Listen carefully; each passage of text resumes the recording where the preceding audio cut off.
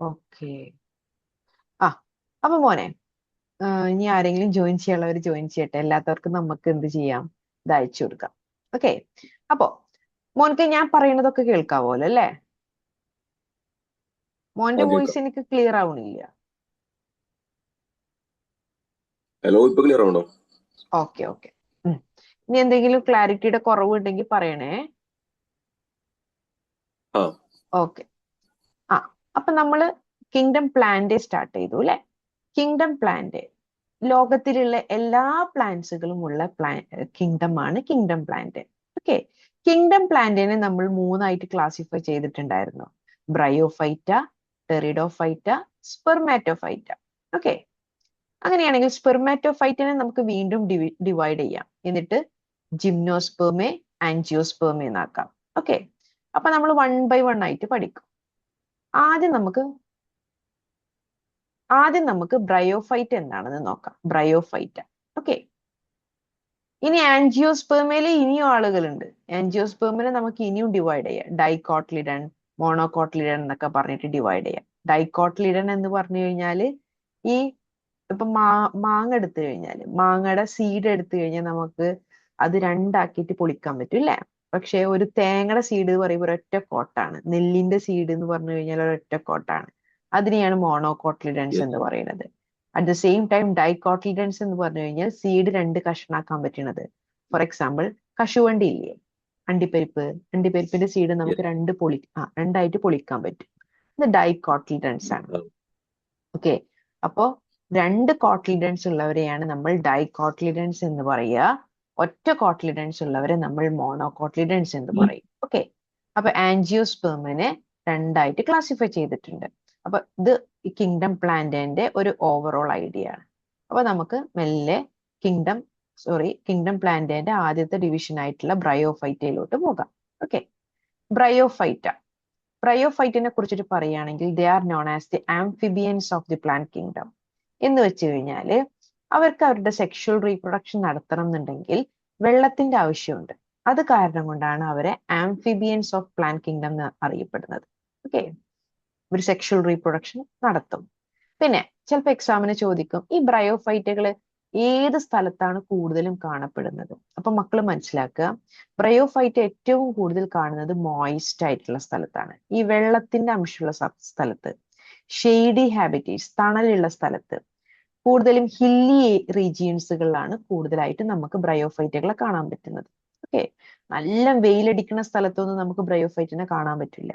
ഈ തണലുള്ള പ്രദേശങ്ങൾ, നനഞ്ഞ പ്രദേശങ്ങളിലൊക്കെയാണ് ബ്രയോഫൈറ്റിനെ കാണുന്നത്. അപ്പോൾ എക്സാമിന് ചിലപ്പോൾ ചോദിക്കും, എന്താണ് ബ്രയോഫൈറ്റിന്റെ ഏറ്റവും ഇമ്പോർട്ടന്റ് ആയിട്ടുള്ള ഒരു ഫീച്ചർ? കാരണം എന്താന്ന് ചോദിച്ചു കഴിഞ്ഞാൽ മെയിൻ ആയിട്ടും ഇതാ: bryophytes are called amphibians of plant kingdom. Amphibians of plant kingdom because they live on land but require water for sexual reproduction. അവര് കരയിൽ താമസിക്കുമെങ്കിലും അവരുടെ സെക്ഷൽ റീപ്രൊഡക്ഷൻ നടക്കണം എന്നുണ്ടെങ്കിൽ അവർക്ക് വെള്ളം വേണം. അതുകൊണ്ടാണ് അവരെ ആംഫിബിയൻസ് ഓഫ് പ്ലാന്റ് കിങ്ഡം എന്ന് പറയുന്നത്. ആംഫിബിയൻസ് എന്ന് പറഞ്ഞു കഴിഞ്ഞാൽ കരയിലും വെള്ളത്തിലും ജീവിക്കാൻ പറ്റുന്നവർ എന്നാണ് അർത്ഥം. ഓക്കെ. ഇനി ബ്രയോഫൈറ്റിനെ കുറിച്ച് പറയുകയാണെങ്കിൽ അവർ നോൺ വാസ്കുലാർ ആണ്. എന്ന് വെച്ച് കഴിഞ്ഞാൽ അവരുടെ ശരീരത്തിൽ സൈലവും ഫ്ലോയവും ഇല്ല. സൈലം ഫ്ലോയം എന്താണെന്നറിയോ നിങ്ങൾക്ക്? ഇപ്പോ നമ്മുടെ ഒരു ചെടി എടുക്കുക. അറിയോ മോനെ? റിയാൻക്ക് അറിയോ? സൈലം എന്താ ചെയ്യുന്നത്? സൈലം എന്താ ചെയ്യുക? സൈലം രണ്ടിൽ ഏതൊന്ന് മിനറൽസ് അല്ല വാട്ടറിനെ ട്രാൻസ്പോർട്ട് ചെയ്യും, ഒന്ന് ഫുഡ് ട്രാൻസ്പോർട്ട് ചെയ്യും. കറക്റ്റ്. സൈലം വാട്ടറിനെ കണ്ടക്ട് ചെയ്യും അല്ലെ? ഇപ്പൊ നമ്മൾ വേരിൽ വെള്ളം ഒഴിച്ചു കഴിഞ്ഞാല് ആ വേരിലെ വെള്ളം ആ ചെടിയുടെ എല്ലാ ഭാഗത്തും എത്തണം എന്നുണ്ടെങ്കിൽ സൈലം വിചാരിക്കണം. കാരണം സൈലമാണ് വേരിൽ നിന്നും ആ പ്ലാന്റിന്റെ ശരീരത്തിലുള്ള എല്ലാ ഭാഗത്തോട്ടും വെള്ളം എത്തിക്കുന്നത്. അപ്പൊ സൈലം എന്നുള്ള ഒരു സംഭവം ആർക്കുണ്ട്? നോർമലി പ്ലാന്റ്സുകൾക്കുണ്ട്. അതേപോലെ ഫ്ലോയത്തിന്റെ പണി എന്താണെന്നറിയോ? സാധാരണ ചെടികളിൽ ഫ്ലോയം എന്താ ചെയ്യുക? എനിക്കറിയോ ഫ്ലോയം എന്താ അറിയോ? ഫുഡ് ട്രാൻസ്പോർട്ട് ചെയ്യും. Yes, very good. ഫുഡിനെ ട്രാൻസ്പോർട്ട് ചെയ്യും. ഓക്കെ. അപ്പോ പ്ലാന്റ്സുകളുടെ ലീവ്സിലാണ് ഫുഡ് പ്രിപ്പറേഷൻ നടക്കുന്നത്. ആ ഫോട്ടോസിന്തസിസ് നടന്നു കിട്ടുന്ന ആ ഫുഡിനെ എല്ലാ ഭാഗത്തോട്ടും എത്തിക്കുന്ന പണിയാണ് ഫ്ലോയത്തിൻ്റെത്. ഓക്കെ, സൈലോം ഫ്ലോയത്തിനെ നമ്മൾ വാസ്കുലാർ ബണ്ടിൽസ് എന്നാ പറയുക, വാസ്കുലാർ ബണ്ടിൽസ്. ഈ വാസ്കുലാർ ബണ്ടിൽസുകൾ ആർക്കില്ല? ബ്രയോഫൈറ്റകൾക്കില്ല. നിങ്ങൾ കണ്ട ഈ ബ്രയോഫൈറ്റ എന്ന് പറയുമ്പോൾ ഇത്രയുള്ള സംഭവം, ഇത്രയുള്ള സാധനം. ഓക്കെ, അപ്പൊ ഇത്രയും സാധനത്തിന് ഒരുപാട് വാസ്കുലാർ ടിഷ്യൂസിന്റെ ആവശ്യമൊന്നുമില്ല, സൈലത്തിനും ഫ്ലോയത്തിന്റെ ആവശ്യമൊന്നുമില്ല.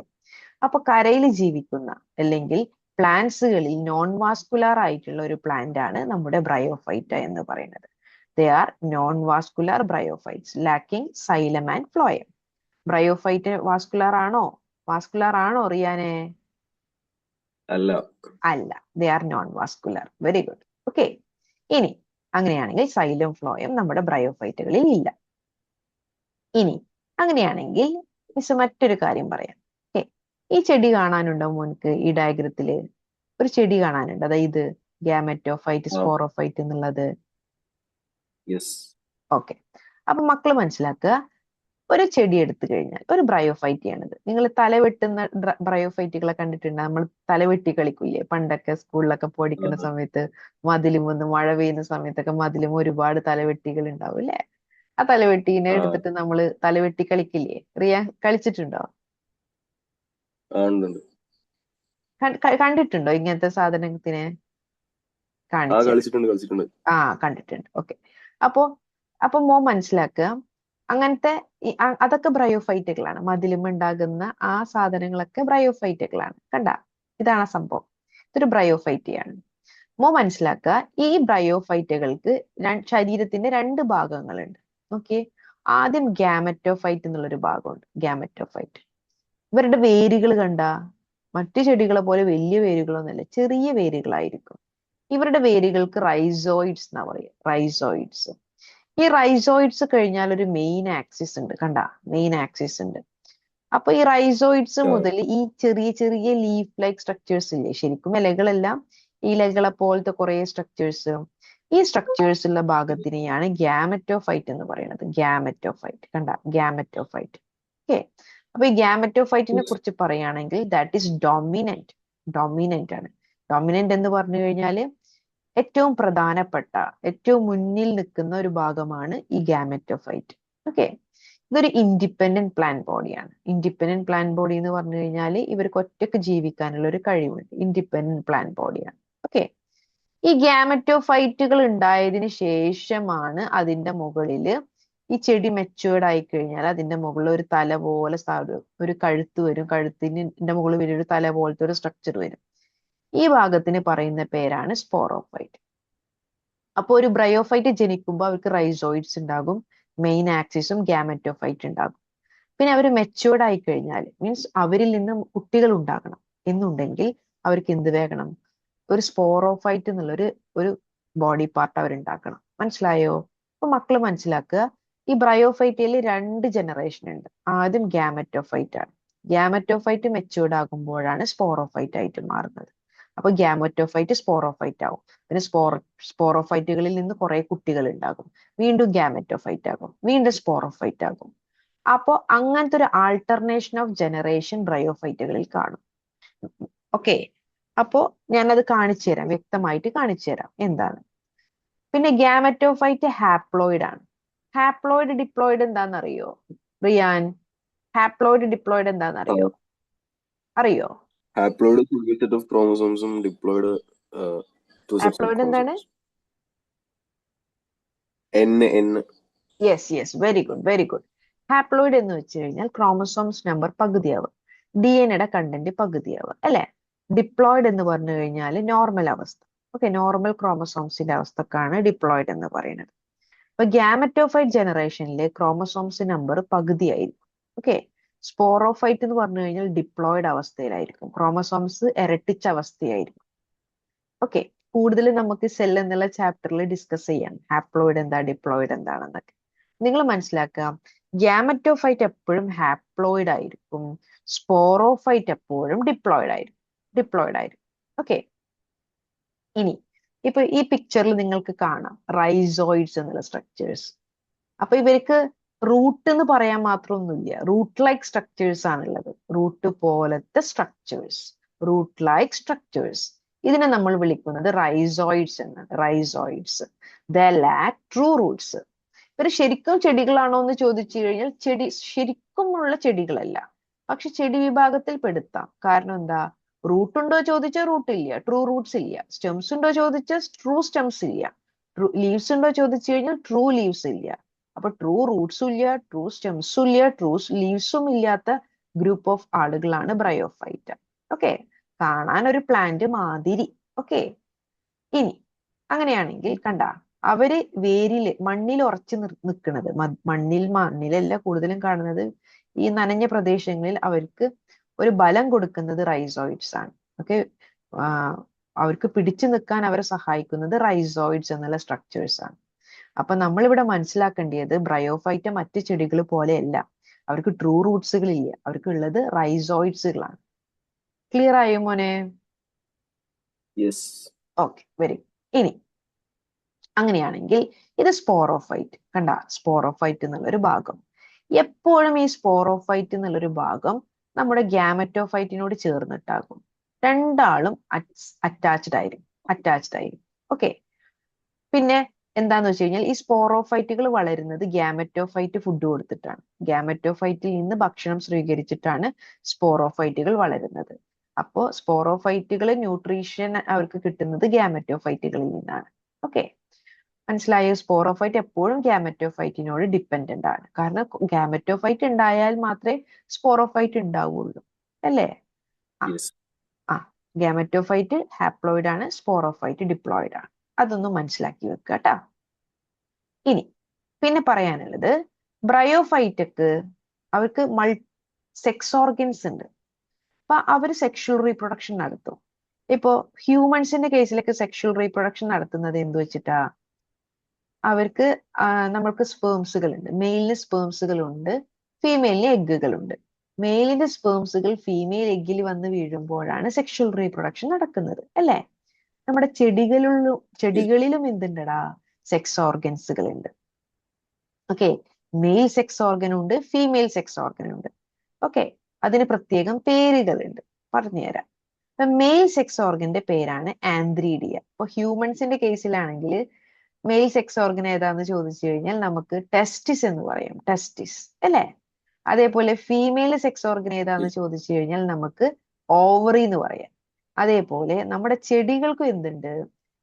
സെക്സ് ഓർഗൻസുകൾ ഉണ്ട്. കണ്ട, ആന്ത്രീഡിയയും ഉണ്ട്, ആർക്കിഗോണിയയും ഉണ്ട്. അപ്പൊ ചിലപ്പോ എക്സാമിന് ചോദിക്കും, ഇത് നോക്കിയേ, ഇത് മോനെ ഒരു ബ്രയോഫൈറ്റ് ആണ്. കണ്ട, ഇത് ബ്രയോഫൈറ്റുകളാണ്. അപ്പോ ഇത് മെയിൽ ബ്രയോഫൈറ്റ് ആണ്, ഇത് ഫീമെയിൽ ബ്രയോഫൈറ്റ് ആണ്. അപ്പൊ ബ്രയോഫൈറ്റുകളിൽ ആണും പെണ്ണും ഉണ്ട്. ഓക്കെ, ബാക്കിയുള്ള ഇപ്പൊ നമ്മൾ നേരത്തെ പഠിച്ച പോലെയല്ല. പ്രോട്ടോട്ടിസ്റ്റയും നമ്മൾ കിങ്ഡം ഫംഗയും അതേപോലെ കിങ്ഡം മൊണീറൊക്കെ പഠിച്ച പോലെയല്ല. ഇവരില് ആണും പെണ്ണും വ്യത്യാസങ്ങൾ വരുന്നുണ്ട് ബ്രയോഫൈറ്റുകളിൽ. മെയിൽ നോക്കിയേ, ഈ എ എന്നുള്ള സ്ട്രക്ചർ നോക്കിയേ, ഇവിടെ റൈസോയിഡ്സ് ഉണ്ട്.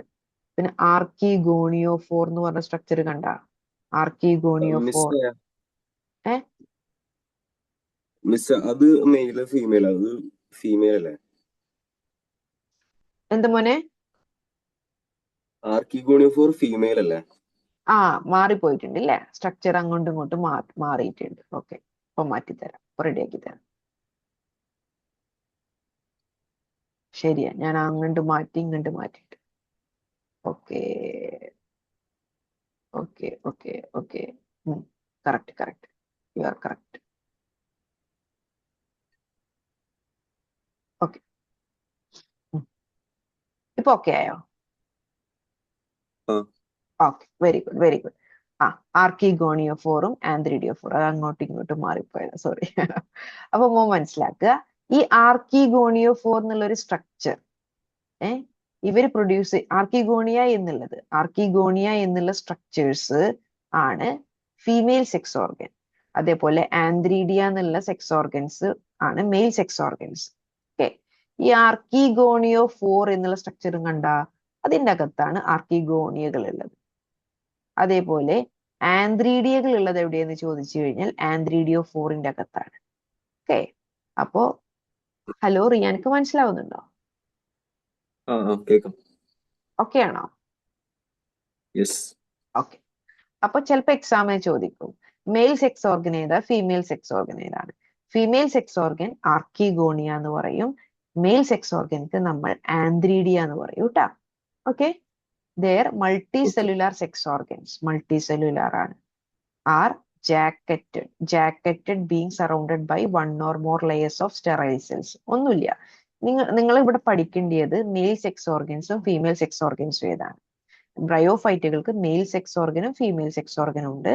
മെയിൽ സെക്സ് ഓർഗന്റെ പേര് ആന്ത്രീഡിയ, ഫീമെയിൽ സെക്സ് ഓർഗന്റെ പേര് ആർക്കിഗോണിയ.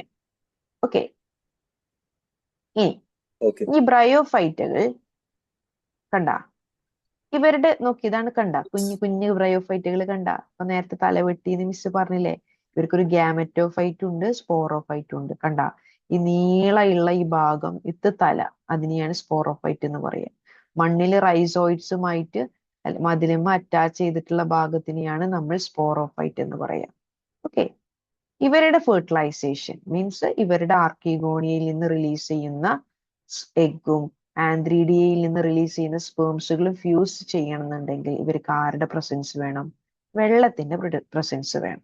ഓക്കെ, ഇനി ബ്രയോഫൈറ്റുകളിൽ ഒരുപാട് ക്ലാസിഫിക്കേഷൻസ് ഉണ്ട്. നമ്മൾ വരും, വീണ്ടും നമ്മൾ സെക്ഷൽ റീപ്രൊഡക്ഷനിലോട്ട് വരും. അതിനു മുൻപ് മനസ്സിലാക്കുക, ഈ ബ്രയോഫൈറ്റുകളിൽ ഒരുപാട് ക്ലാസിഫിക്കേഷൻസ് ഉണ്ട്. ലിവർ വേർഡ്സുകൾ ഉണ്ട്, മോസസ് ഉണ്ട്, ഹോൺവേർഡ്സ് ഉണ്ട്. ബ്രയോഫൈറ്റയുടെ 3 മെയിൻ ക്ലാസിഫിക്കേഷൻ ആണ് ലിവർ വേർഡ്സ്, മോസസ് ആൻഡ് ഹോൺവേർഡ്സ്. ഈ ലിവർ വേർഡ്സിൽ വരുന്നതാണ് ഇങ്ങനത്തെ, കണ്ടിട്ടുണ്ടോ? ഇങ്ങനത്തെ ബ്രയോഫൈറ്റുകളെ കണ്ടിട്ടുണ്ടോ? ഈ ചെടിക്ക് പറയുന്ന പേരാണ്, ഈ മതിലുമലൊക്കെ അല്ലെങ്കിൽ കിണറിന്റെ വക്കത്തൊക്കെ കാണും. ഇപ്പൊ നമ്മുടെ വീട്ടിലൊക്കെ കിണർ ഉണ്ടാവുമല്ലോ, ജസ്റ്റ് ഒന്ന് എത്തിച്ച് നോക്കിക്കഴിഞ്ഞാൽ ആ കിണർ നനഞ്ഞ പ്രദേശമല്ലേ, ആ നനവില് ഇതുണ്ടാവും. ഇപ്പൊ മഴയൊക്കെ പെയ്ത കാരണം കൊണ്ട് നല്ലതുണ്ടായിട്ടുണ്ടാവും. അപ്പൊ ഈ സ്ട്രക്ചർ അല്ലെ, ഈ ചെടിയുടെ പേരാണ്, അല്ലെങ്കിൽ ഈ ബ്രയോഫൈറ്റയുടെ പേരാണ് മർക്കാൻഷ്യ. മർക്കാൻഷ്യ മർക്കാൻഷ്യ എന്നുള്ളത് ലിവർ വേർഡ്സിൽ വരുന്ന ഒരു ഗ്രൂപ്പ് ഓഫ് ആളുകളാണ്. ലിവർ വേർഡ്സ് കാറ്റഗറിയിൽ വരുന്ന ഗ്രൂപ്പ് ഓഫ് ചെടികളെയാണ് മർക്കാൻഷ്യക്കാര്.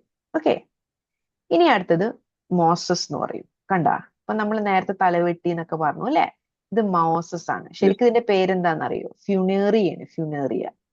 സയന്റിഫിക് നെയിം ഫ്യൂണേറിയാണ്. ഓക്കെ, അപ്പൊ ഇനിയിപ്പോ നമ്മൾ തലവെട്ടി എന്ന് പറയണ്ട, ഫ്യൂണേറിയ എന്ന് പറയും. ഓക്കെ, നോക്ക്, ഇതിന്റെ ഗ്യാമറ്റോഫൈറ്റ് ഒക്കെ നമ്മുടെ മതിലിനോട് ചേർന്നിട്ടിരിക്കുന്നത്, അതിന്റെ മുകളിലാണ് സ്പോറോഫൈറ്റുകൾ ഉണ്ടായത്. കണ്ട, അത് അതിനെ കുറിച്ച് കൂടുതലായിട്ടും പറഞ്ഞുതരാം. അപ്പൊ മനസ്സിലാക്കുക, എല്ലാ ബ്രയോഫൈറ്റുകളും സെയിം അല്ല, അതിലും പല കാറ്റഗറികളുണ്ട്. ലിവർ വേർഡ്സുകൾ ഉണ്ട്, മോസസുകൾ ഉണ്ട്, ഇനി ഒരു കാറ്റഗറിയാണ് ഹോൺ വേർഡ്സ്. കണ്ട, ഇങ്ങനെ ഒറ്റക്ക് നിൽക്കുന്ന, എന്താ പറയാ, ലീഫും ഇല്ല സ്റ്റെമ്മും ഇല്ല. ലീഫാണോന്ന് മനസ്സിലാവണില്ല, സ്റ്റെമ്മാണോന്ന് മനസ്സിലാവണില്ല അല്ലെ, വടി പോലെ നിൽക്കണ കണ്ട, ഇവരെ വിളിക്കുന്ന പേരാണ് ഹോൺ വേർഡ്സ്. ഹോൺ വേർഡ്സിന്റെ ഒരു എക്സാമ്പിൾ ആണ് ആന്തോസിറോസസ്, ആന്തോസിറോസ്. ഓക്കെ, ആന്തോസിറോസ്. അങ്ങനെ എക്സാമ്പിൾ പഠിക്കണം എന്നില്ല. ലിവർ വേർഡ്സും മോസസും ആണ് ഏറ്റവും കൂടുതൽ ഇമ്പോർട്ടന്റ്. ലിവർ വേർഡ്സ് കാറ്റഗറിയിൽ വരുന്നതാണ് മർക്കാൻഷ്യ, മോസസ് കാറ്റഗറിയിൽ വരുന്നതാണ് ഫ്യൂണേറിയ. ഇനി നമുക്ക് ഇവരുടെ വ്യത്യാസം എന്താന്ന് നോക്കാം. ഓക്കെ, ഈ മൂന്നിലും ഒരുപാട് വ്യത്യാസങ്ങളുണ്ട്. ഓക്കെ, ഈ വ്യത്യാസങ്ങൾ നമുക്ക് നോക്കാം. ഓക്കെ, ഇപ്പൊ ഈ ലിവർ വേർഡ്സിനെ കുറിച്ച് പറയുകയാണെങ്കിൽ കണ്ട, ഒരു ഫ്ലാറ്റ് റിബൺ ലൈക്ക് ആണ് എന്ത്, ഇവരുടെ ബോഡി എന്ന് പറയുന്നത്. ഫ്ലാറ്റ് ബോഡിയാണ്, റിബൺ മാതിരി അല്ലെ, റിബൺ പോലെ. പക്ഷെ ഫ്യൂണേറി എന്താണ്, സ്മോൾ ആണ്. ഈ മർക്കാൻഷ്യനൊക്കെ കമ്പയർ ചെയ്യുമ്പോൾ ഫ്യൂണേറി സ്മോൾ ആണ്, ലീഫി ആണ്. കണ്ട, ഇവിടെ ഒക്കെ ചെറിയ ചെറിയ ചെറിയ ലീവ്സുകൾ ഉണ്ട്. ഇതിന്റെ ഗ്യാമറ്റോഫൈറ്റ് ജനറേഷൻ നോക്കിക്കഴിഞ്ഞാൽ നമുക്ക് ഇവിടെ കുറെ ലീഫ് ലൈക്ക് സ്ട്രക്ചേഴ്സ് കാണാം. ലീഫി പ്ലാന്റ് ബോഡിയാണ്, കുറെ ലീഫ് ലൈക്ക് സ്ട്രക്ചേഴ്സ് ഉണ്ട്. ഓക്കെ, പക്ഷെ ആന്തോസെറോസ് എന്ന് പറഞ്ഞു കഴിഞ്ഞാൽ ഒന്നും കൂടി ഫ്ലാറ്റ് ആണ്. ഫ്ലാറ്റ് താലോയിഡ് പ്ലാന്റ് ബോഡി എന്ന് പറയും. താലോയിഡ് പ്ലാന്റ് ബോഡി എന്ന് പറയുമ്പോൾ ലീഫും ഇല്ല, സ്റ്റെമ്മും ഇല്ല, പ്രത്യേകിച്ച് റൂട്ടൊന്നുമില്ല. അങ്ങനത്തെ സ്ട്രക്ചേഴ്സിനെയാണ് താലോയിഡ് എന്ന് പറയുക. Leaf like, stem like, root like, അങ്ങനൊന്നും ഇല്ല, പ്രത്യേകിച്ച് അങ്ങനെ ട്രൂ ആയിട്ടുള്ള ഒന്നും ഇല്ലാത്തതിനെയാണ് താലോയിഡ് എന്ന് പറയുക. ഇതത്ര ഇമ്പോർട്ടന്റ് ഒന്നല്ല, ജസ്റ്റ് മനസ്സിലാക്കിയാൽ മതി നിങ്ങൾ. ബ്രയോഫൈറ്റുകളിൽ കാറ്റഗറികൾ ഉണ്ട്, liverworts, mosses, hornworts. അത് റിബൺ ലൈക്ക് ആണെങ്കിൽ അത് ലിവർ വേർഡ്സുകളാണ്. ഓക്കെ, ലീഫി പ്ലാന്റ് ബോഡി ആണെങ്കിൽ അത് മോസസ് ആണ്. താലോയിഡ് പ്ലാന്റ് ബോഡി ആണെങ്കിൽ അത് ഹോൺവേർഡ്സുകളാണ്. ലിവർ വേർഡ്സിന്റെ ഒരു ഉദാഹരണമാണ് മർക്കാൻഷ്യ. മോസസിന്റെ ഒരു ഉദാഹരണമാണ് ഫ്യൂണേറിയ. ഹോൺവേർഡ്സിന്റെ ഒരു ഉദാഹരണമാണ് ആന്തോസെറോസ്. ഓക്കെ, ക്ലിയർ ആയി മോനെ? Yes. Yes, very good. Okay, ഇനി ബ്രയോഫൈറ്റുകളെ കുറിച്ച് പറയുകയാണെങ്കിൽ നേരത്തെ മിസ് ഓൾറെഡി പറഞ്ഞതാണ്, 2 ജനറേഷൻ ഇവർ കാണിക്കുന്നുണ്ട്. ഗ്യാമറ്റോഫൈറ്റുകളും ഉണ്ട്, സ്പോറോഫൈറ്റുകളും ഉണ്ട്. ഗ്യാമറ്റോഫൈറ്റ് എന്നുള്ളത് ഡോമിനന്റ് ആണ്, ഫോട്ടോസിന്തറ്റിക് ആണ്, ഇൻഡിപെൻഡന്റ് പ്ലാന്റ് ബോഡിയാണ്. എന്ന് വെച്ച് കഴിഞ്ഞാല് ഗ്യാമറ്റോഫൈറ്റിന് ജീവിക്കാൻ സ്പോറോഫൈറ്റിന്റെ ആവശ്യമില്ല. ഗ്യാമറ്റോഫൈറ്റ് സിമ്പിൾ ആയിട്ട് അവിടെ നിൽക്കും. ഓക്കെ, ഗ്യാമറ്റോഫൈറ്റ് മെച്ചൂർഡ് ആകുമ്പോഴാണ് സ്പോറോഫൈറ്റുകളായിട്ട് മാറുന്നത്. സ്പോറോഫൈറ്റ് ഉണ്ടാവണമെന്നുണ്ടെങ്കിൽ ഗ്യാമറ്റോഫൈറ്റ് വേണം. ഗ്യാമറ്റോഫൈറ്റിന് ഉണ്ടാവാൻ സ്പോറോഫൈറ്റിന്റെ ആവശ്യമില്ല. മനസ്സിലായില്ലേ? ഇവര് ഇൻഡിപെൻഡന്റ് ആണ്, പക്ഷെ സ്പോറോഫൈറ്റ് ഡിപ്പെൻഡന്റ് ആണ് ട്ടാ. മനസ്സിലായോ? ഇത് കണ്ട മോന്, ഇവിടെ ഒരു തലയില്ലേ, തല. ഈ തലക്ക് വിളിക്കുന്ന യെസ്. പേരാണ് കാപ്സ്യൂൾ. കാപ്സ്യൂൾ. ഓക്കെ, ഈ സ്പോറോഫൈറ്റിന്റെ ഏറ്റവും അറ്റത്തെ ഭാഗത്തിന് പറയുന്ന പേരാണ് കാപ്സ്യൂൾ. ഈ കാപ്സ്യൂളിനകത്ത് ഒരുപാട് സ്പോറുകൾ കാണിച്ചു തരാം. ഇപ്പൊ ഇതാണ് മിസ് നേരത്തെ പറഞ്ഞ ഗ്യാമറ്റോഫൈറ്റ്. ഇവര് ഗമൈറ്റ്സുകൾ ഉണ്ടാക്കും. മെയിൽ ഗ്യാമറ്റോഫൈറ്റ് ഉണ്ട്, ഫീമെയിൽ ഗ്യാമറ്റോഫൈറ്റ് ഉണ്ട്. മെയിൽ ഗ്യാമറ്റോഫൈറ്റുകൾ സ്പേംസുകൾ ഉണ്ടാക്കും. ഫീമെയിൽ ഗ്യാമറ്റോഫൈറ്റുകൾ എഗ്ഗുകൾ ഉണ്ടാക്കും, അല്ലെ? അപ്പൊ ആ ഗ്യാമൈറ്റ്സുകൾ എന്ത് ചെയ്യും? ഫ്യൂസ് ചെയ്യും. സ്പേമും എഗ്ഗും കൂടി ഫ്യൂസ് ചെയ്യും. എന്നിട്ട് സൈഗോട്ട് ആയിട്ട് മാറും. സൈഗോട്ടിന്റെ സെല്ല് ഡിവൈഡ് ചെയ്തിട്ട് അവർ സ്പോറോഫൈറ്റുകളായിട്ട് മാറും. ഈ സ്പോറോഫൈറ്റ് അങ്ങോട്ട് പൊട്ടിക്കഴിഞ്ഞാൽ അതിൻ്റെ അകത്ത് ഒരുപാട് സ്പോറുകൾ ഉണ്ടാകും. ഈ സ്പോറുകൾ ഡിവൈഡ് ചെയ്തിട്ടാണ് പുതിയ പുതിയ കുട്ടികൾ ഉണ്ടാവുക. അപ്പൊ നമ്മൾ നോക്കിക്കഴിഞ്ഞാൽ, മതിൽമൊക്കെ നോക്കിക്കഴിഞ്ഞാൽ ആദ്യം കുറച്ച് ഭാഗത്തെ ഫ്യൂണേറി ഉണ്ടാവുള്ളൂ. പിന്നെ അതങ്ങോട്ട് പടർന്ന് പിടിച്ചിട്ടുണ്ടാവും, അല്ലെ? പെറ്റ് പെരുകിയിട്ടുണ്ടാവും. കാരണം എന്താണെന്നറിയോ? ഇതാണ് സ്പോറോഫൈറ്റ്. ഈ സ്പോറോഫൈറ്റിന്റെ അകത്ത് നിറച്ചും സ്പോറുകളാണ്. അപ്പൊ ഇതിന്റെ അകത്ത് സ്പോറുകൾ നിറഞ്ഞു കഴിഞ്ഞാൽ ഇവരങ്ങോട്ട് പൊട്ടിക്കഴിഞ്ഞിട്ട് സ്പോറുകളൊക്കെ പുറത്തോട്ട് വരും. ആ സ്പോറുകളൊക്കെ മതിലുമ പോയിട്ടിരിക്കും. പിന്നെ അതിൽ നിന്ന് പുതിയൊരു ഗ്യാമറ്റോഫൈറ്റ് ഉണ്ടാവും. ഓക്കെ, മനസ്സിലായോ? അപ്പൊ ഗ്യാമറ്റോഫൈറ്റിൽ നിന്ന് യെസ്. സ്പോറോഫൈറ്റ് ഉണ്ടാകും. സ്പോറോഫൈറ്റുകൾ സ്പോറുകൾ ഉണ്ടാക്കും. സ്പോറുകളിൽ നിന്ന് പുതിയ പുതിയ ഫ്യൂണറികൾ ഉണ്ടാകും. കണ്ട?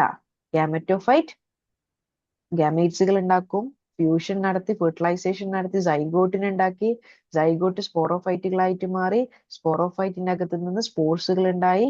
ഈ ഓരോ സ്പോർട്സുകളും പുതിയ ചെടിയായിട്ട് മാറി. കണ്ട? ഈ 2 ജനറേഷൻ ഇങ്ങനെ മാറുന്നുണ്ട്. Gametophyte, sporophyte. ഇതിന് വിളിക്കുന്ന പേരാണ് ആൾട്ടർനേഷൻ ഓഫ് ജനറേഷൻ. ജനറേഷൻസ് മാറി മാറി വരുന്നുണ്ട്. അതിനെ വിളിക്കുന്ന പേരാണ് ആൾട്ടർനേഷൻ ഓഫ് ജനറേഷൻസ്. മനസ്സിലായോ മോനെ? Yes. Yes, very good. Okay,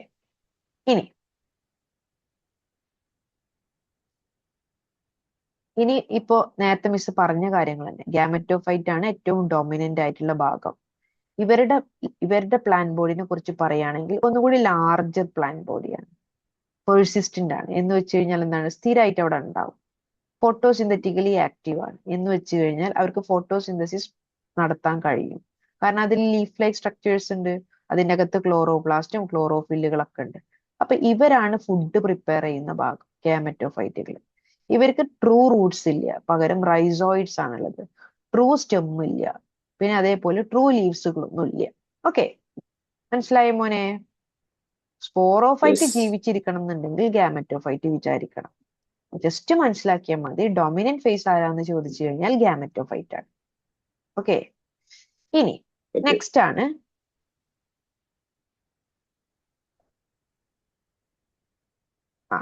ഇനി അടുത്തത് ഗ്യാമറ്റോഫൈറ്റിക് ജനറേഷൻ.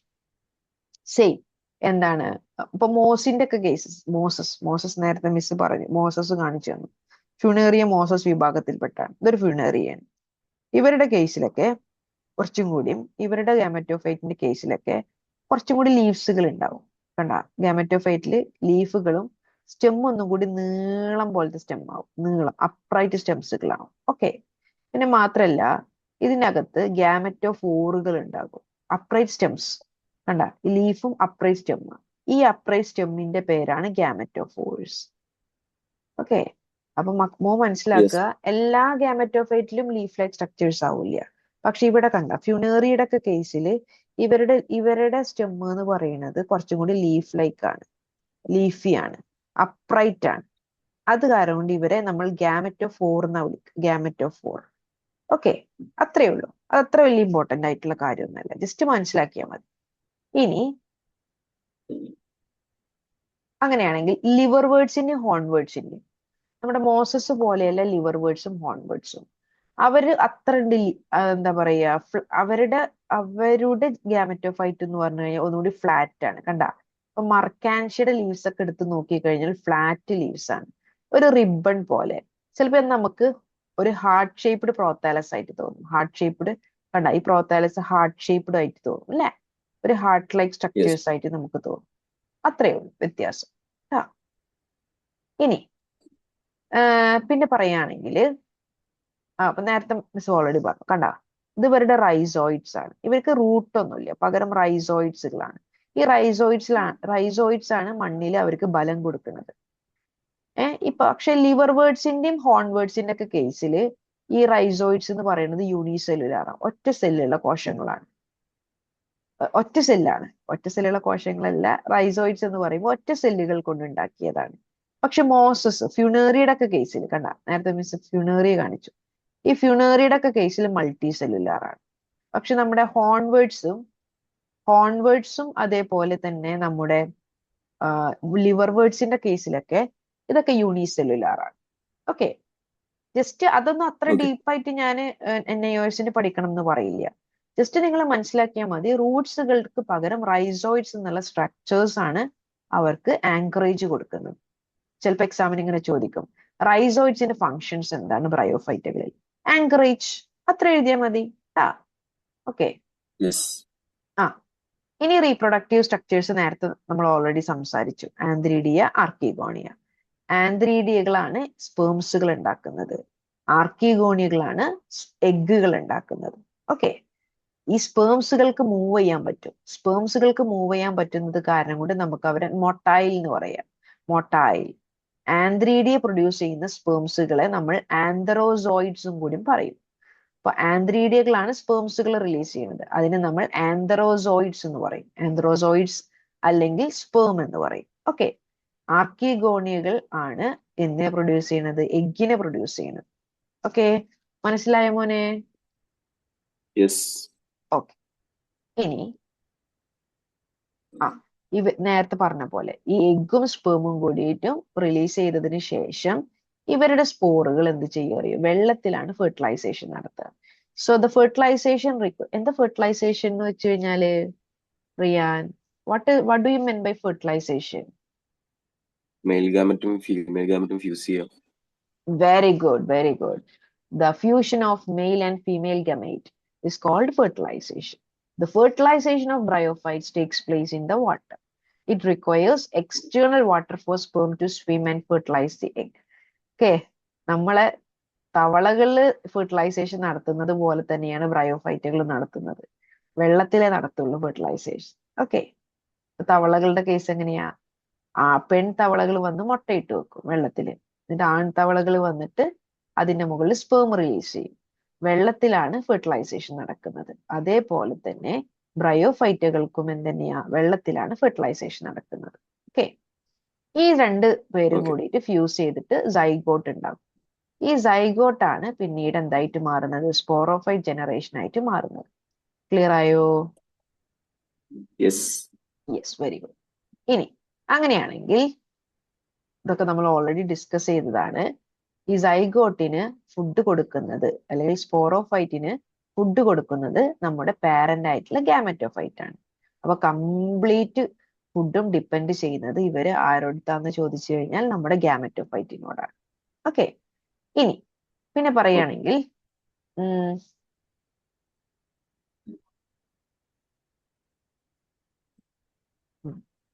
വീണ്ടും ഡിസ്കസ് ചെയ്ത കാര്യങ്ങൾ തന്നെയാണ് സ്പോർ പ്രൊഡക്ഷൻ. ഇപ്പൊ നേരത്തെ മിസ് പറഞ്ഞില്ലേ, ക്യാപ്സ്യൂള് പൊട്ടിയിട്ട് സ്പോറുകൾ പുറത്തു വരുന്ന ഈ specialised yes. Sporogenous tissue inside the sporophyte undergo meiosis to produce haploid spores. കണ്ട, ഇതിപ്പോ ശരിക്കും എങ്ങനെ അറിയോ? ഈ സ്പോർ ഉണ്ട്, സ്പോറോഫൈറ്റ്, ഈ ഇതങ്ങോട്ട് പൊട്ടും. ഇതൊരു ബാഗാ. ഈ ബാഗിന്റെ നിറച്ച് ഈ സ്പോറോഫൈറ്റ് എന്നുള്ള ഒരു ബാഗിന്റെ അകത്ത് നിറച്ച് എന്താണ്? സ്പോറുകളാണ്. ഇവർക്ക് ഇങ്ങനെ തിങ്ങി നിറഞ്ഞ് അവർക്ക് അവിടെ നിൽക്കാൻ പറ്റില്ല.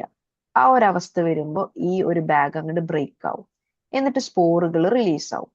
ഓക്കെ, മനസ്സിലായോ? ഈ സ്പോറുകളൊക്കെ എവിടെ പോയിട്ട് കിടക്കും? മതിലിന്റെ മുകളിൽ കിടക്കും. അതിൽ നിന്ന് പുതിയ പുതിയ നമ്മുടെ കുഞ്ഞു കുഞ്ഞ് ബ്രയോഫൈറ്റുകൾ എണീറ്റിട്ട് വരും. വലുതായി നിറഞ്ഞു. ആദ്യം ചെറിയൊരു പൊസിഷനിൽ മാത്രമേ നമ്മുടെ ഫിണറികൾ ഉണ്ടാവുള്ളൂ. ശ്രദ്ധിച്ചാൽ മനസ്സിലാവും. പിന്നെ നോക്കുമ്പോണ്ടടാ മതിലുമ്പോ നാറായി എന്താണ്? ഫിണറികളാ. കാരണം എന്താണെന്നറിയോ? ഈ സ്പോറുകളൊക്കെ സ്പ്രെഡ് ആയിട്ട് എല്ലായിടത്തും പോയിട്ട് കിടക്കും. ഓക്കെ, എന്നിട്ട് അതിൽ നിന്ന് പുതിയ പുതിയ കുട്ടികൾ ഉണ്ടാവും. മനസ്സിലായോ? യെസ്. ഓക്കെ, ഇനി അങ്ങനെയാണെങ്കിൽ എക്സാമിന് ഇവിടുന്ന് ഇമ്പോർട്ടന്റ് ആയിട്ട് ചോദിക്കുന്ന ഒരു കാര്യം എന്താന്ന് വെച്ച് കഴിഞ്ഞാൽ the comparison of gametophytic and sporophytic phases of bryophytes. ബ്രയോഫൈറ്റ്സുകളുടെ ഗാമറ്റോഫൈറ്റിക്കും സ്പോറോഫൈറ്റിക് ഫേസുകളുടെ ഡിഫറൻസ് എന്താണ്? അപ്പൊ നിങ്ങൾ 2-3 ഡിഫറൻസ് പഠിച്ചാൽ മതി. ഗാമറ്റോഫൈറ്റ്, സ്പോറോഫൈറ്റ് ജസ്റ്റ് ഇങ്ങനെ എഴുതിയാൽ മതി. ഒന്ന് ഹാപ്ലോയിഡ് ആണ്, മറ്റൊന്ന് ഡിപ്ലോയിഡ് ആണ്. ഇത് ഗാമറ്റോഫൈറ്റ്സ് ആർ ഓട്ടോട്രോഫിക്. സ്പോറോഫൈറ്റുകൾ അത്ര അങ്ങോട്ട് ഓട്ടോട്രോഫിക് അല്ല.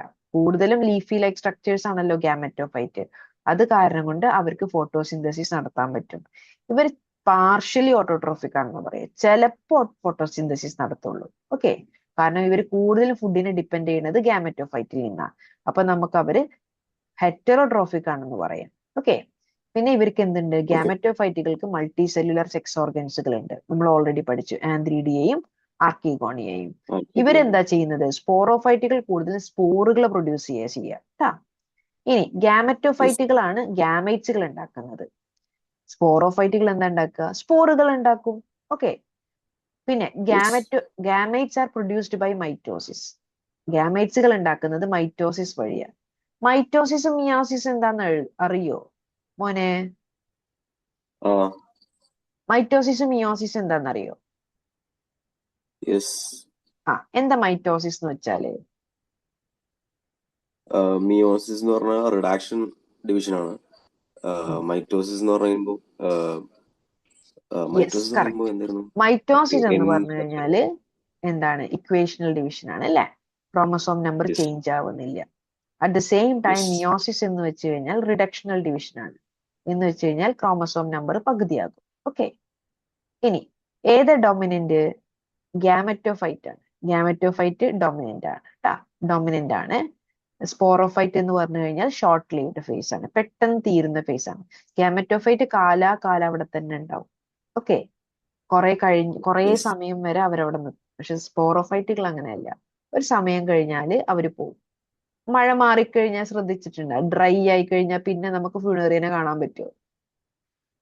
ഇല്ല. മരത്തിന്റെ മുകളിൽ നിന്നൊക്കെ പോയിട്ടില്ല, മതിലിന്റെ മുകളിൽ നിന്നൊക്കെ അത് പോയിട്ടുണ്ടാവും. മീൻസ് അവരുടെ സ്പോറോഫൈറ്റുകൾ ഭയങ്കര ഷോർട്ട് ലൈവാണ്. അവരുടെ ആ ഒരു എൻവിയോൺമെന്റ് മാറുന്നതിനനുസരിച്ച് സ്പോറോഫൈറ്റുകൾ ഇല്ലാണ്ടാവും. ഓക്കെ, അപ്പൊ ഇത് എപ്പോഴും ചോദിക്കുന്ന ഒരു ചോദ്യം, 2 മാർക്സിന് ചോദിക്കുന്ന ഒരു ചോദ്യം. മക്കൾ ഈ ഡിഫറൻസ് ഒന്ന് പഠിച്ചു കഴിഞ്ഞാൽ നന്നായിരിക്കും. ഈ ഒരു സ്ലൈഡ് വളരെ ഇമ്പോർട്ടന്റ് ആണ്. ഓക്കെ, എക്സാമിന് ഒരു 2 മാർക്സ് കിട്ടുന്ന ഒരു സ്ലൈഡാണ് ട്ടാ. ഇനി ഗുഡ്. ഇനി വേറൊരു ബ്രയോഫൈറ്റിനെ കുറിച്ചിട്ട് വേറെ എന്താന്ന് വെച്ച് കഴിഞ്ഞാല്, ഇപ്പൊ എവിടെയെങ്കിലും ഒരു ഡ്രൈ ആയിട്ട് ഇരിക്കുന്ന ഒരു സ്ഥലമാണ്. ആ ഡ്രൈ ആയിട്ട് ഇരിക്കുന്ന സ്ഥലത്ത് ഇപ്പൊ അതൊരു കാട് പിടിക്കാൻ പോവുകയാണെന്ന് വിചാരിച്ചു. ആദ്യം അവിടെ വരുന്ന ഒരു പച്ചപ്പാണ് നമ്മുടെ ബ്രയോഫൈറ്റുകൾ. ഇപ്പൊ ഒരു സ്ഥലം, ഒരു ഡ്രൈ ആയിട്ടുള്ള ഒരു സ്ഥലം കാടായിട്ട് മാറാൻ പോവുകയാണെന്ന് വിചാരിച്ചു. അങ്ങനെയാണെങ്കിൽ ആ കാട് പിടിക്കുന്നതിന് മുൻപ് ആദ്യത്തെ പയോണിയേഴ്സ് എന്ന് പറഞ്ഞു കഴിഞ്ഞാൽ ആദ്യത്തെ വെജിറ്റേഷൻ, ആദ്യത്തെ ആൾക്കാർ. ഒരു വെജിറ്റേഷൻ എന്ന് പറഞ്ഞു കഴിഞ്ഞാൽ അത് പച്ചപ്പിനെയാണ് നമ്മൾ വെജിറ്റേഷൻ എന്ന് പറയാ. ഒരു പച്ചപ്പ് ഉണ്ടാകുന്നതിന് മുൻപ് അവിടെ ആദ്യം വരുന്ന ആളുകളാണ് ബ്രയോഫൈറ്റ്സ്. അപ്പൊ നമുക്ക് പറയാം ബ്രയോഫൈറ്റ്സ് ആർ പയോണിയേഴ്സ് ഓഫ് വെജിറ്റേഷൻ. പച്ചപ്പൊക്കെ വരുന്നതിന് മുൻപ് ആ സ്ഥലം ആദ്യം കൺട്രോൾ ചെയ്യാൻ പോണത് ബ്രയോഫൈറ്റുകളാണ്. ബ്രയോഫൈറ്റുകൾ ഉണ്ടായതിനു ശേഷം മാത്രമേ ആ ഒരു സ്ഥലത്ത് മറ്റു ചെടികൾ വരുള്ളൂ. അത്രയും സ്പെഷ്യാലിറ്റിയാണ് ബ്രയോഫൈറ്റുകൾക്ക്. ഓക്കെ, അപ്പോ ഇപ്പൊ ഒരു പാറുണ്ട് എന്ന് വിചാരിക്കാം, അല്ലെങ്കിൽ ഒരു ലാവ, അല്ലെങ്കിൽ മണല്, അല്ലെങ്കിൽ വെള്ളം. ഓക്കെ, എന്തുണ്ടെങ്കിലും അവിടെ ഒരു വെജിറ്റേഷൻ ഉണ്ടാവാൻ പോവുകയാണെങ്കിൽ ആദ്യം വരുന്ന പ്ലാന്റ്സുകൾ ഏതാന്ന് ചോദിച്ചു കഴിഞ്ഞാൽ ബ്രയോഫൈറ്റുകളാണ്. ബ്രയോഫൈറ്റുകളിൽ നിന്നാണ് പിന്നെ ബാക്കിയുള്ളതൊക്കെ ഡെവലപ്പ് ചെയ്തിട്ട് വരുള്ളൂ. ഓക്കെ, അപ്പൊ ഒരു വലിയൊരു പാറയായിക്കോട്ടെ, വലിയൊരു ലാവയായിക്കോട്ടെ, അവിടെ ഫസ്റ്റ് വരുന്ന ഹാബിറ്റേറ്റ്സ്, ആ ഹാബിറ്റേറ്റ്സിൽ ഫസ്റ്റ് ഗ്രോ ചെയ്യുന്ന ആളുകൾ ആരാന്ന് ചോദിച്ചു കഴിഞ്ഞാൽ ബ്രയോഫൈറ്റുകളാണ്. അങ്ങനെ അതുകൊണ്ട് നമുക്ക് ബ്രയോഫൈറ്റുകളെ പയോണിയേഴ്സ് ഓഫ് വെജിറ്റേഷൻ എന്ന് പറയാം. പയോണിയർ എന്ന് പറഞ്ഞു കഴിഞ്ഞാൽ ഫസ്റ്റ് എന്നാണ് അർത്ഥം. ഓക്കെ, കണ്ടാ, പാറകളിൽ നോക്ക്, പാറൊക്കെ ഉണ്ട്. അപ്പൊ പാറ നനഞ്ഞ് ഒരു നനവൊക്കെ തട്ടിക്കഴിഞ്ഞാൽ പാറകളിൽ ആദ്യം ബ്രയോഫൈറ്റുകളാണ് വരിക. പിന്നെയാണ് വേറെ വേറെ ചെടികളൊക്കെ അതിൽ നിന്നുണ്ടായി മുളക്കുന്നത്. അതിൽ നിന്നല്ല, അതിന്റെ തൊട്ടടുത്ത്. ഓക്കെ, ഇനി ബ്രയോഫൈറ്റുകളെ കുറിച്ച് പറയുകയാണെങ്കിൽ ഈ മോസസ് ഒക്കെ ഇല്ലേ, നമ്മൾ നേരത്തെ പറഞ്ഞു ഫ്യൂണേറിയ, ഇവരുടെ പ്രത്യേകത എന്താണെന്നറിയോ? ഇവര് വെള്ളത്തിനെ പിടിച്ചു നിർത്തും. ഓക്കെ, മണ്ണിലൊക്കെ ഈ ഫുണേറിയകൾ ഉണ്ടായി കഴിഞ്ഞാല് ഇവര് അവിടെ ഈർപ്പം പിടിച്ചു നിർത്തും. പിന്നെ എന്താന്ന് വെച്ച് കഴിഞ്ഞാൽ it improve the micro habitat for seeds of other plants to grow. അപ്പോ ഇപ്പോ നമ്മുടെ ചെടികളുടെ ഒക്കെ ചുറ്റും ഇതുപോലെ ബ്രയോഫൈറ്റുകൾ ഉണ്ടെങ്കിൽ, നോർമലി നമ്മളൊരു ചെടി വളർത്തുക എന്ന് വിചാരിച്ചോ, അപ്പൊ അതിന്റെ ചുറ്റും ബ്രയോഫൈറ്റുകൾ ഉണ്ടെങ്കിൽ ആ വെള്ളത്തിന്റെ ഈർപ്പത്തെ പിടിച്ചു നിർത്തിയിട്ട് ആ ചെടികൾക്ക് വളരാനുള്ള ഒരു ആംബിയൻസ് ബ്രയോഫൈറ്റുകൾ ഉണ്ടാക്കി കൊടുക്കും. അതാണ് ബ്രയോഫൈറ്റയുടെ മെയിൻ പ്രത്യേകത. ഓക്കെ, ശ്രദ്ധിച്ചിട്ടുണ്ടാ? Yes, very good. പിന്നെന്താന്ന് വെച്ച് കഴിഞ്ഞാൽ കുറെ ബ്രയോഫൈറ്റുകൾ ഫിഷിന്റെ ഭക്ഷണമാണ്. ഇപ്പൊ നമ്മള് വീട്ടിലൊക്കെ അക്വേറിയൊക്കെ ഉണ്ടാക്കുമ്പോൾ നമ്മൾ കുറച്ച് ബ്രയോഫൈറ്റുകൾ, ഫിഷിന്റെ ഭക്ഷണം ഉണ്ട്. ഈ ബ്രയോഫൈറ്റുകളുടെ ഇടയിൽ ഫിഷിന് ജീവിക്കാൻ ഭയങ്കര ഇഷ്ടം. കുറെ ഫിഷുകൾ എന്താണ് അവരുടെ ഫുഡ് സോഴ്സ് ആയിട്ട് ബ്രയോഫൈറ്റുകൾ കാണുന്നുണ്ട്. ചില ആളുകൾ, എന്താ പറയാ, ബേർഡ്സുകൾ അവരവരുടെ നെസ്റ്റിങ്ങിന് വേണ്ടിയിട്ട് എന്ന് വെച്ച് കഴിഞ്ഞാൽ കൂടൊരുക്കാൻ വേണ്ടിയിട്ട് ഈ ചത്ത ബ്രയോഫൈറ്റുകൾ, ഉണങ്ങിയ ബ്രയോഫൈറ്റുകൾ, ഉണങ്ങിയ എച്ചിലുകളൊക്കെ യൂസ് ചെയ്തിട്ട്, ഇത് ശരിക്കും ബ്രയോഫൈറ്റ് അല്ല, പക്ഷെ ഇതൊരു നെസ്റ്റിംഗ് മെറ്റീരിയൽ ആണ്. ഈ നെസ്റ്റിങ്ങിന് വേണ്ടിയിട്ട് അവർ ബ്രയോഫൈറ്റയുടെ ഡ്രൈഡ് പ്ലാന്റ് ബോഡീസ് ഒക്കെ യൂസ് ചെയ്യാറുണ്ട്. ഓക്കെ, ബ്രയോഫൈറ്റ് നമ്മുടെ നാട്ടിലുണ്ടെങ്കിൽ അത് ഏറ്റവും നല്ലതാണ്. അവർക്ക് ഒരുപാട് ഉപയോഗങ്ങളുണ്ട് ബ്രയോഫൈറ്റുകൾക്ക്. നനവിനെ പിടിച്ചു നിർത്തും. ഇപ്പൊ നമ്മൾ എപ്പോഴും കിണറിന്റെ വക്കത്ത് ഉള്ളിലൊക്കെ പോയി കഴിഞ്ഞാൽ ഇഷ്ടംപോലെ ബ്രയോഫൈറ്റുകൾ ഉണ്ടാവും. അങ്ങനെ കിണറ്റിന്റെ അകത്ത് എപ്പോഴും വെള്ളത്തിന്റെ പ്രസൻസ് ഉണ്ട്. അതേപോലെ കുളത്തിന്റെ സൈഡുകളിലൊക്കെ എപ്പോഴും ബ്രയോഫൈറ്റുകൾ ഉണ്ടാവും. അപ്പൊ ഇതൊക്കെ കാരണം കൊണ്ടാണ് ഇത് ഒരുപാട് കാര്യങ്ങൾ ചെയ്യുന്നുണ്ട്. നമ്മൾ അൺസീൻ ആയിട്ടുള്ള കുറെ പ്രോപ്പർട്ടീസ് ബ്രയോഫൈറ്റുകൾ ചെയ്യുന്നുണ്ട്. ഫിഷിന്റെ ഫുഡാണ്. ഓക്കെ, പ്ലാന്റ്സുകള്, ബേർഡ്സുകള് അവരുടെ നെസ്റ്റിംഗ് മെറ്റീരിയൽസ് ആയിട്ട് യൂസ് ചെയ്യുന്നുണ്ട്. മാത്രല്ല വെള്ളത്തിൽ ഈർപ്പം പിടിച്ചു നിർത്താനൊക്കെ ബ്രയോഫൈറ്റ് യൂസ് ചെയ്യും. ഓക്കെ, ഹെൽപ്പ് ചെയ്യും. അപ്പൊ ഇതൊക്കെയാണ് അതിന്റെ മെയിൻ കാര്യങ്ങൾ. മനസ്സിലായോ? ഓക്കെ, അപ്പൊ ഇത്രയുള്ള ബ്രയോഫൈറ്റ്. റിയാൻക്ക് ക്ലാസ് മനസ്സിലായോ? മനസ്സിലായി. ഓക്കെ, ഈ ഭാഗത്ത് നിന്ന് ഏറ്റവും കൂടുതൽ ഇമ്പോർട്ടന്റ് ആയിട്ട് ചോദിച്ചത് 4 ചോദ്യങ്ങളാണ്. ആ ചോദ്യം മിസ് ഡിസ്കസ് ചെയ്യാം, അതിന്റെ ആൻസേഴ്സും കൂടി പറഞ്ഞുതരാം. അപ്പൊ ബ്രയോഫൈറ്റ് ഫിനിഷ് ആവും. എന്നിട്ട് നമ്മൾ നാളെ ടെറിഡോഫൈറ്റ് സ്റ്റാർട്ട് ചെയ്യും. ഇനി കണ്ടിന്യൂസ് ആയിട്ട് ക്ലാസ്സുകളൊക്കെ ഉണ്ടാവും. ഓക്കെ ഓക്കെ, അപ്പൊ അടുത്ത ഇതില് ബ്രയോഫൈറ്റിൽ നിന്ന് വന്ന ഏറ്റവും ഇമ്പോർട്ടന്റ് ആയിട്ടുള്ള 4 ചോദ്യങ്ങളാണ്. Mention 1 unique feature of bryophytes. ബ്രയോഫൈറ്റയുടെ ഒരു യുണീക് ഫീച്ചർ എന്താ? മറ്റുള്ളവരിൽ നിന്ന് വേറിട്ട് നിൽക്കുന്ന ഒരു യുണീക് ഫീച്ചർ പറയാൻ പറ്റുമോ റിയാൻ? വെരി ഗുഡ് അല്ലേ? Bryophytes are called the amphibians of the plant kingdom. കാരണം എന്താ? Because they live on land but require water for sexual reproduction. അത് തന്നെയാണ് അതിന്റെ ഏറ്റവും യുണീക് ഫീച്ചർ. ഓക്കെ, ഇത് എഴുതി കഴിഞ്ഞാൽ മോൻക്ക് 1 മാർക്ക് കിട്ടും. ഓക്കെ, അല്ലെ 2 മാർക്കിന്റെ ചോദ്യം. ഇനി അടുത്ത ചോദ്യം, define alternation of generation in bryophytes. ഏതൊക്കെയാണ് ആൾട്ടർനേഷൻ ഓഫ് ജനറേഷൻ? ഗാമറ്റോഫൈറ്റും Very good. Okay. In all bryophytes, the haploid gametophyte is dominant, photosynthetic, and independent plant body. It alternates with a dependent diploid sporophyte, completing a life cycle known as alternation of generation. അപ്പൊ ഒരു ജീവിതത്തിൽ അവർക്ക് 2 cycles വരുന്നുണ്ട്, means 2 generations വരുന്നുണ്ട്. Gametophyte ആയിട്ടും sporophyte ആയിട്ടും ഇരിക്കാനുള്ള 2 possibilities ആണ് നമ്മുടെ ബ്രയോഫൈറ്റുകൾക്കുള്ളത്. ഇത് റിപ്പീറ്റഡ് ആയിട്ട് സൈക്കിൾ പോലെ വരുന്നതിനെയാണ് നമ്മൾ ആൾട്ടർനേഷൻ ഓഫ് ജനറേഷൻ എന്ന് പറയുന്നത്. ഓക്കെ, ക്ലിയർ ആയോ റിയാൻ? ഓക്കെ. ഇതാണ് അതിന്റെ ആൻസർ. യെസ്. അപ്പൊ ഞാൻ മിസ് ക്ലാസ് കഴിഞ്ഞാൽ ഈ സ്ലൈഡ് ഫോർവേഡ് ചെയ്ത് തരാം. ഈ ക്വസ്റ്റ്യൻസ് ഒക്കെ വർക്ക്ഔട്ട് ചെയ്യുമ്പോൾ ഇതുപോലെ ആൻസർ ചെയ്ത് കഴിഞ്ഞാൽ നിങ്ങൾക്ക് ഒരു മാർക്കും മിസ് ആവില്ല. Okay okay. Okay, very good. ദാ name the male and female sex organs of bryophytes. Answer പറയാൻ പറ്റുമോ? Male sex organ antheridium, female male sex sex organ organ antheridia ആണ്. ആന്ത്രീഡി എന്തിനെ പ്രൊഡ്യൂസ് ചെയ്യുക? ആന്ത്രോസോയിഡ്സുകളെ അല്ലെങ്കിൽ സ്പേംസുകളെ.